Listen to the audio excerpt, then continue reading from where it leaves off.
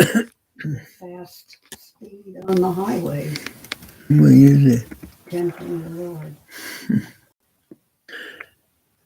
There is a principle that I would like to share that my wife Janet and I have been talking about, and that is the statement of Jesus when he said, "Why tempt the Lord your God?"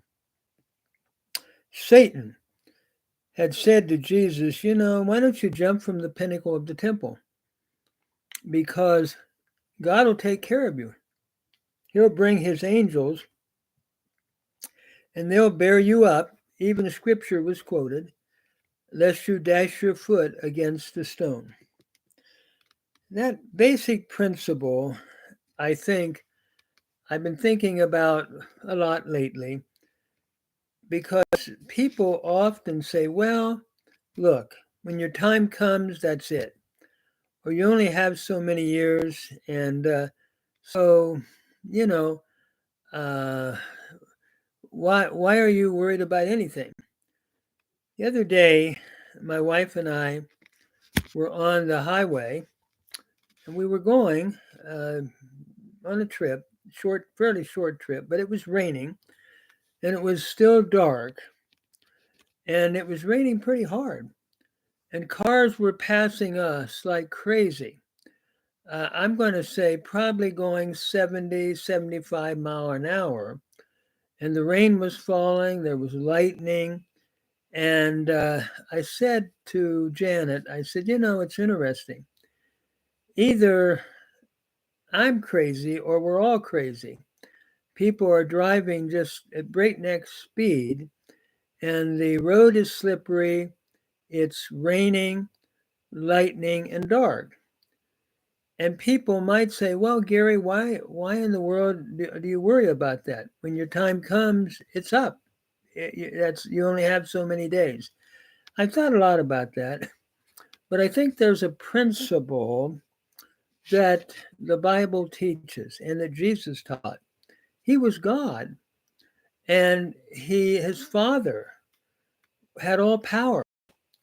And Satan said, look, Jesus, jump from the temple because God will send his angels and you won't even dash your foot against a stone.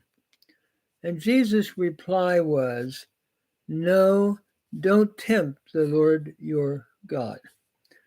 And I think this can be applied to a lot of areas of life. It is true, basically, that our days, God knows the number of days that we have. We also know that as wherever we are, that he's sovereign and he's all powerful.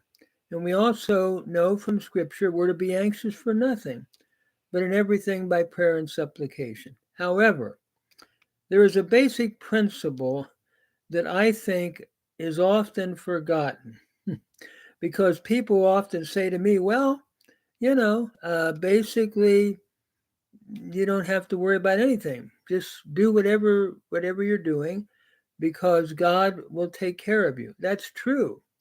But there's another principle, and that is don't do and tempt the Lord your God when you know that something could very likely happen, that you could even, hurt yourself or hurt someone else, or be hurt. I think there's a balance here. Uh, People often, I'll give an analogy. They used to smoke 24/7. Even Spurgeon would advertise smoking and so forth. But we now know that smoking causes cancer, even secondhand smoking. And people could say, well, why are you worried? When your time's up, it's up. God knows the number of your days, so why are you concerned about that? Well, when you know that something is going to hurt not only you, but other people, even secondhand smoke, I'm using this as an analogy, why would you want to do it and to use the argument, well, the Lord knows all about it, and nothing's going to happen to you until your time comes. He's going to take care of you. But what about the principle where Satan said, jump from the temple, God will protect you? I think there's a basic principle that is often forgotten among Christians in that kind of an argument, and that is, don't tempt the Lord your God.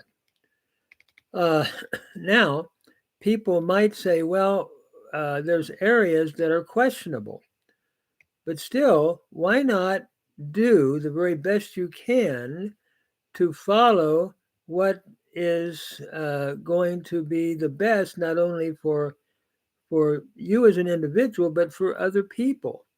Why tempt the Lord and go on? Sort of like driving 70 miles an hour and it's pouring down rain. And you could give an argument, well, the Lord's going to take care of us. But wait a minute. Why do you want to tempt the Lord? And so I think Jesus has a basic principle that could be applied to any number of areas of life. And my wife and I were just talking about that very principle. And I thought I would just do a short video addressing that particular principle that I think can be applied to a lot of areas of life that often is not being applied, or it's being applied, well, you don't trust the Lord, or you're not, trusting his word, or something like that. But the bottom line is, why tempt the Lord your God if there's a good possibility that what you're doing is going to not only hurt others, but hurt yourself? I mean, why drive like crazy when it's pouring down rain and lightning and everything? What's the point if it's going to bring injury to others and to yourself? So I just wanted to drive home that principle. It could be applied in any number of areas in daily living.